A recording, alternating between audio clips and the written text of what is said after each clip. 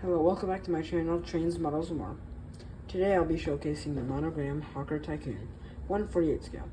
Something different I do is British and also airplane. I don't do airplanes very much. I also do German models. So let's check out the box. Comes with your instructions. Let's go ahead and open up the instructions. 3 steps. Nice round model. It's also my first airplane. Some decals. Or some clear parts. Some of the rockets and then the flaps on the back. The upper wings. Then the pilot right here. The propeller and other components. The pilot seat, I'm assuming. I don't know what to say that.